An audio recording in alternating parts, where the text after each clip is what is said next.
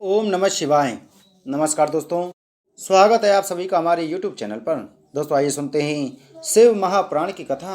आप सभी भक्तजन इस कथा को श्रद्धा पूर्वक मन लगाकर सुने। भगवान शिव जी आप सभी की मनोकामना पूर्ण करेंगे और आप सभी के कष्टों को हर लेंगे।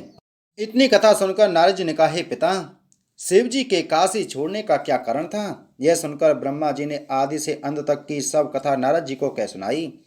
जिस प्रकार काशी में अकाल पड़ गया तथा राजा देवोदास ने वर प्राप्त किया, उसके पश्चात गणपति की कथा तथा विष्णु जी का चरित्र सुनाया। जिस प्रकार विष्णु जी ने बौद्ध मत का प्रचार कर सबको धर्म भ्रष्ट किया तथा राजा देवदास ने विष्णु जी की आज्ञा का पालन कर काशी छोड़ गोमती तट पर निवास किया, वह सब कथा भी सुनाई। इसके उपरांत ब्रह्मा जी ने सब वह वृतांत कहा जिस प्रकार की शिव जी के गण राजा देवदास को शिवलोक में ले गई। विष्णु जी का गरुण जी द्वारा शिव जी के पास संदेश भेजना तथा शिव जी के काशी आगमन की कथा को कहकर उस चरित्र का वर्णन किया। जिस प्रकार की शिव जी रथ पर आरूढ़ हुए थे तथा उन्होंने गुहा में जाकर जैगी सभ्य को दर्शन दिया था। इसके उपरांत जेठेश्वर शिवलिंग की स्थापना, ज्येष्ठा देवी का प्रकट होना, हिमाचल का काशी में आकर शिवालय का निर्माण कराना तथा शिव जी के काशी में निवास करने की कथा को आदि से अंत तक कह सुनाया। ब्रह्मा जी द्वारा इस सब वृतांत को सुनकर नारद जी को अत्यंत प्रसन्नता हुई। ब्रह्मा जी बोले, हे नारद, अब मैं शिव जी के 28वें अवतारों का वर्णन करता हूँ। 7 अवतारों में विषय में तो मैं तुम्हें बता चुका हूँ। 8वें अवतार की कथा इस प्रकार है कि जब 8वां द्वापर युग आया तब उसमें वशिष्ठ मुनि ने व्यास का अवतार लेकर वेद के 4 विभाग किए तथा प्राणों का निर्माण किया। जब उनका प्रचार नहीं हुआ तब उन्होंने शिव जी की प्रार्थना की। उस समय शिव जी ने दधिवाहन नामक अवतार लेकर व्यास मत को प्रकट किया। दधिवाहन के कपिल, आसुरी, पंचशिव तथा सालवल नामक 4 शिष्य थे। उन्होंने अपने इन शिष्यों द्वारा व्यास मत को प्रसिद्ध किया तथा योगाभ्यास को फैलाया। हे नारद, 9वें द्वापर युग में सारस्वत मुनि ने व्यास जी का अवतार लिया तथा वेद के विभाग कर प्राणों को बनाया। जब उन्हें अपने मत का प्रचार करने में सफलता प्राप्त न हुई तब उन्होंने शिव जी का ध्यान किया, जिससे प्रसन्न होकर शिव जी ने ऋषभ नामव से पृथ्वी पर अवतार लिया।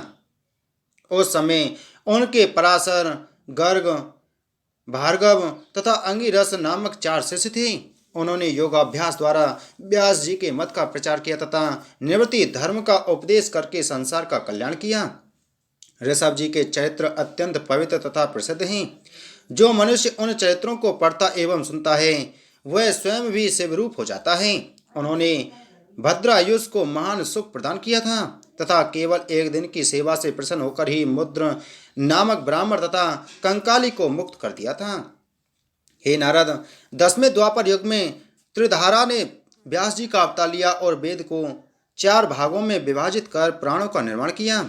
जब उनके मत का प्रचार नहीं हुआ तब उन्होंने शिव जी की स्थापना की। उस समय शिव जी ने हिमाचल पर्वत के भृगु श्रृंग नामक एक भाग में भृगु नाम से अवतार लिया। उनके निर्मित्र, जगतबोधन, गुप्त श्रृंग तथा तपोधन नामक 4 शिष्य हुए। उन्होंने अपने शिष्यों की सहायता से व्यास जी के मत का प्रचार किया तथा संसार में प्राणों की प्रतिष्ठा को बढ़ाया। हे नारद, 11वें द्वापर युग में त्रिव्रत ने व्यास जी का जन्म लिया और वेद के विभाग करके प्राणों का निर्माण किया। तदुपरांत उन्होंने शिव जी का ध्यान धरकर यह वरदान मांगा कि संसार में मेरे मत का प्रचार करने के लिए आप अवतार ग्रहण करें। उनकी प्रार्थना पर प्रसन्न होकर शिव जी ने गंगा जी के द्वारा तप नामक अवतार लिया।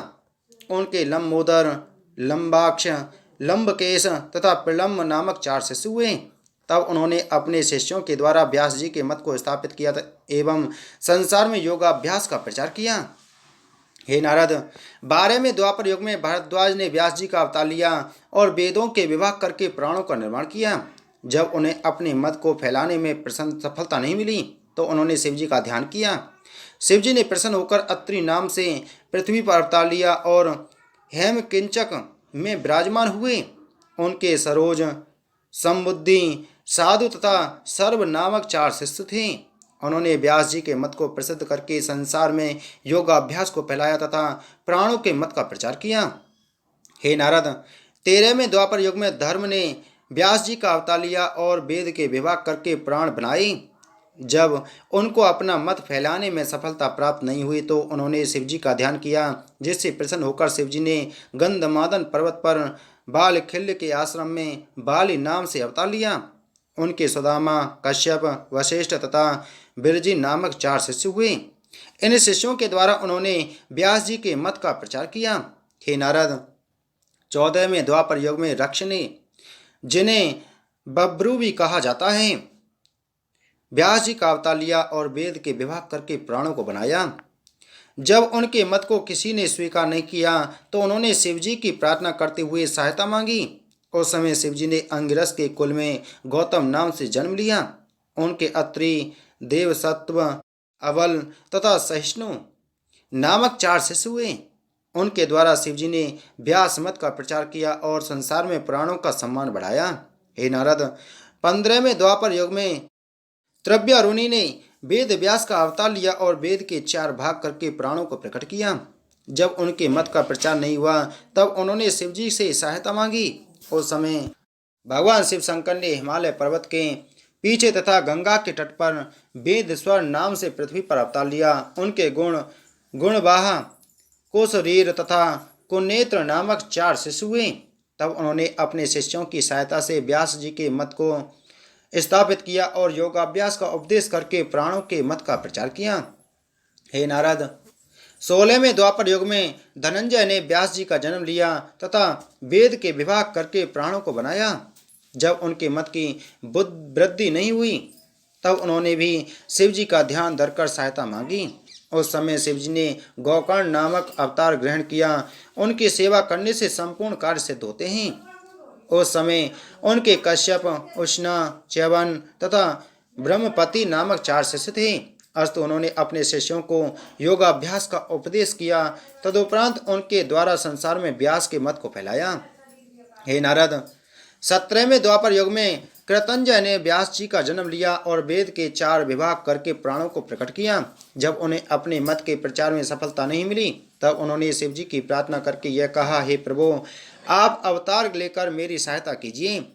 तब उनकी प्रार्थना को सुनकर शिवजी ने हिमालय पर्वत के शिखर पर महालय नामक अवतार लिया।